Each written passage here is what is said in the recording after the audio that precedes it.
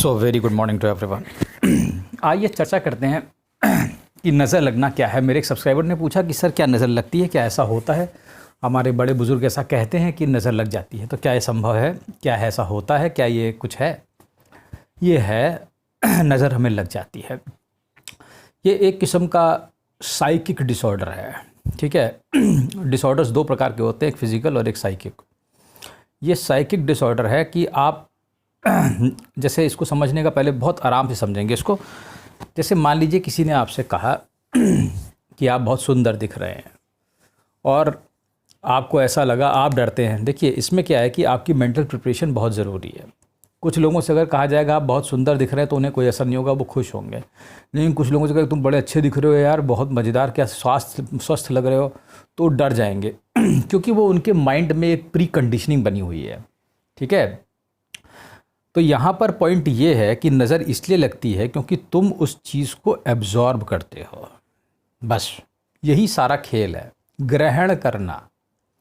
क्योंकि तुमने उस चीज़ को ग्रहण किया। मैंने बोला तुम बहुत अच्छे दिख रहे हो, तुम्हारे माइंड ने उसको, तुम्हारी कंडीशनिंग माइंड की ऐसी थी, तुमने उसे इंटरप्रेट किया, ज़रूर मुझे कहीं कुछ अब हो ना जाए यार, यही होता है ना कि अब मुझे कुछ हो जाएगा ज़रूर। तो जहाँ तुमने उस चीज़ को ग्रहण किया तो तुम गए। बात कहने वाले की नहीं है, वैसे असर तो शब्दों का ही है, लेकिन जो तुम्हारे माइंड की अवस्था है ये उस पर डिपेंड करता है। अगर मान लो कोई सुंदर मॉडल है, मान लो कोई है, मान लो किम करदाशियन वेस्ट है। अब किम करदाशियन वेस्ट को सभी लोग यही कहते होंगे रोज़ तुम सुंदर दिखती हो, तुम सुंदर दिखती हो, तो वो पक गई, उसका माइंड अब उस बारे में कुछ सोचता ही नहीं, उसे मालूम है वो सुंदर दिखती है।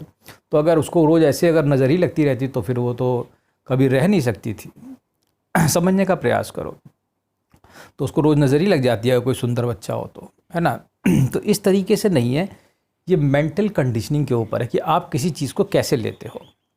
आप वो शब्दों को ग्रहण करता है आपका माइंड और फिर वो उस पर चिंतन करता है। बस यही सारी खेल है। बस नज़र तुमको तो किसी दूसरे की नहीं लगती है, नज़र तुमको तुम्हारे माइंड की ही लग जाती है।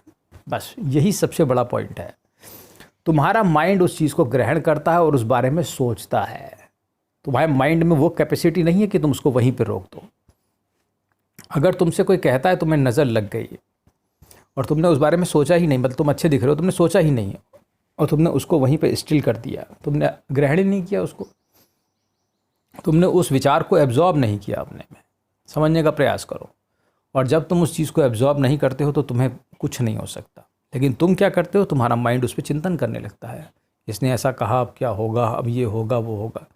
तो जहाँ ये थोड़ा सा डिस्टर्बेंस होता है तो इससे तुम्हारी नाड़ियों पर असर जाने लगता है। जहाँ भी मेंटल थोड़ी सी भी एजिटेशन होती है तो जो कुंडलिनी तुम्हारी बॉडी की है, जो नाड़ीज़ है, जो सारी नाड़ीज़ पे इफेक्ट डालती है और तुम बीमार हो जाते हो या तुम्हें उसका कुछ असर दिखने लगता है, ठीक है।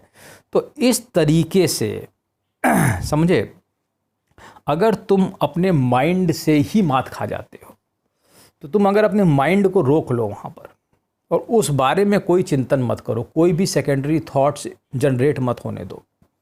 जब कोई तुमसे कुछ कहे और उसको वहीं पे रोक दो, ठीक है, तो तुम्हें कभी नज़र नहीं लग सकती। मैं दावा करता हूँ कभी भी नहीं लग सकती। लेकिन तुम्हें रोकने की कला आनी चाहिए और ग्रहण ना करने की कला आनी चाहिए। इसको इस तरीके से समझो। यहाँ तक कि ये कला इतनी शानदार है कि अगर बहुत बड़े बड़े ऋषि मुनि पहले श्राप दे देते थे। दुर्वासा का नाम तुमने सुना ही होगा। अगर दुर्वासा ने कहा कि तुम गधा बन जाओ तो तुम तो तत्क्षण गधा बन जाओगे, क्योंकि वर्ल्ड में पावर है, तुम्हारे माइंड की उतनी कैपेसिटी नहीं है। वो तुरंत ही तुम्हारे माइंड को टेक ओवर कर लेते हैं और वो तुरंत तुम्हें वैसा गधा बना देंगे।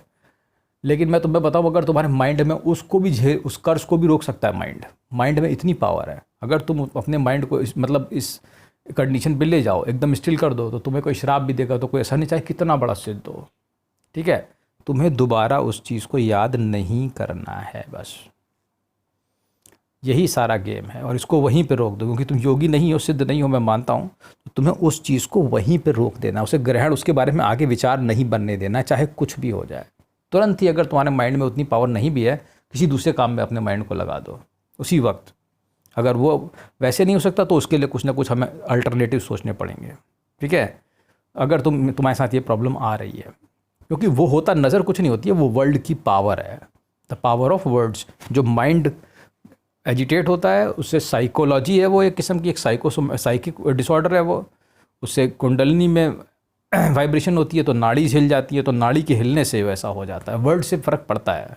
तभी तो श्राप कैसे कारगर होते थे, तो किसी ने श्राप दिया तो कारगर ऐसे ही होता था। ठीक है, तो इस तरीके से तुम नज़र से बच सकते हो। अगर तुम अपने माइंड को एक जितना हो सके उस बारे में दोबारा कोई थॉट नहीं सोचना है कि उसने कुछ ऐसा कहा, ये सोचना ही नहीं है, उसको वहीं पर रोकना है। ठीक है, बस, क्योंकि नज़र तुमको तुम्हारी ही लगती है, ये याद रखना, क्योंकि तुम्हारे माइंड ही तुम्हें नज़र लगा देता है घुमा घुमा करके, किसी दूसरे की नहीं पावर है। चलो